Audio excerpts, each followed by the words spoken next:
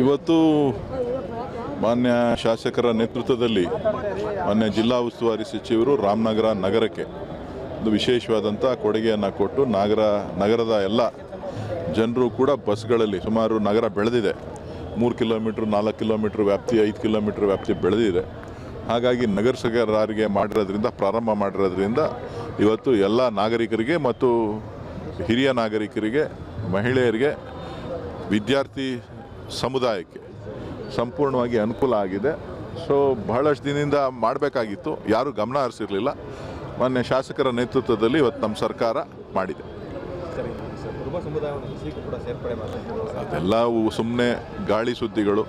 ಆ ಗಾಳಿ ಸುದ್ದಿ ಬೇಡಿಕೆ ಎಲ್ಲರೂ ಕೂಡ ಬೇಡಿಕೆಯನ್ನು ಇಡ್ತಾರೆ. ಆದರೆ ಸರ್ಕಾರ ಪರಿಶೀಲನೆ ಮಾಡಬೇಕು ಅಂತ ಅಂದಾಗ ಸಚಿವ ಸಂಪುಟದ ಮುಂದೆ ಬರಬೇಕಾಗ್ತದೆ. ಆ ವಿಚಾರಗಳು ಸರ್ಕಾರದ ಹಂತದಲ್ಲಿ ತೀರ್ಮಾನ ಆಗ್ತದೆ ಹೊರತು ಮಾತಿನಲ್ಲಿ ತೀರ್ಮಾನ ಆಗುವುದಿಲ್ಲ.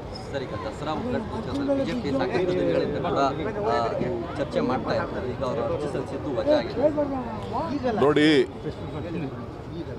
ನಾವೆಲ್ಲರೂ ಕೂಡ ಭಾರತೀಯರು ಅಂತ ಒಪ್ಪಿಕೊಂಡ ಮೇಲೆ ಪದೇ ಪದೇ ಬೇರೆ ರೀತಿಯಾಗಿ ಚರ್ಚೆಯನ್ನು ಮಾಡ್ತಕ್ಕಂಥದ್ದು ಕೋಮುವಾದವನ್ನು ಹುಟ್ಟಾಕಲಿಕ್ಕೆ ಹೊರತು ಬೇರೇನೂ ಅಲ್ಲ. ನಾನು ಅನೇಕ ಬಾರಿ ಹೇಳಿದ್ದೇನೆ, ಭಾರತೀಯ ಜನತಾ ಪಕ್ಷದ ಸ್ನೇಹಿತರಿಗೆ, ಈ ದೇಶದಲ್ಲಿ ಭಾರತೀಯರು ಬದುಕಲಿಕ್ಕೆ ಬಿಡಿ.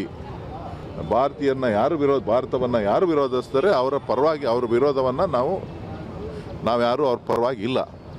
ಆದರೆ ನೀವು ಪದೇ ಪದೇ ಒಕ್ಕೂಟ ವ್ಯವಸ್ಥೆಗೆ ಮತ್ತು ನಮ್ಮ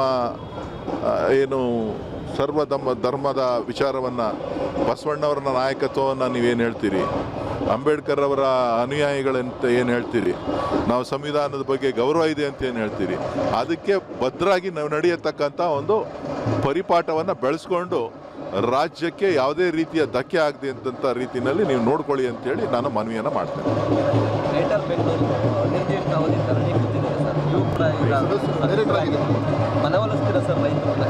ನೋಡಿ, ಈಗಾಗಲೇ ಮಾನ್ಯ ಉಪಮುಖ್ಯಮಂತ್ರಿಗಳು ರಾಮನಗರದಲ್ಲಿ ಬಂದು ಎಲ್ಲ ವಿಚಾರಗಳನ್ನು ತಿಳಿಸಿದ್ದಾರೆ. ಇದು ರಾಜಕೀಯ ಪ್ರೇರಿತವಾದಂಥದ್ದೇ ಹೊರತು ಬೇರೇನೂ ಅಲ್ಲ. ರೈತರ ಹಿತವನ್ನು ಕಾಪಾಡಲಿಕ್ಕೆ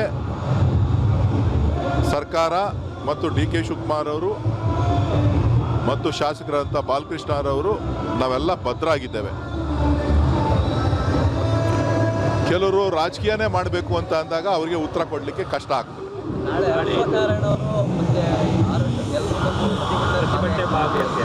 ಕಾದು ನೋಡೋಣ.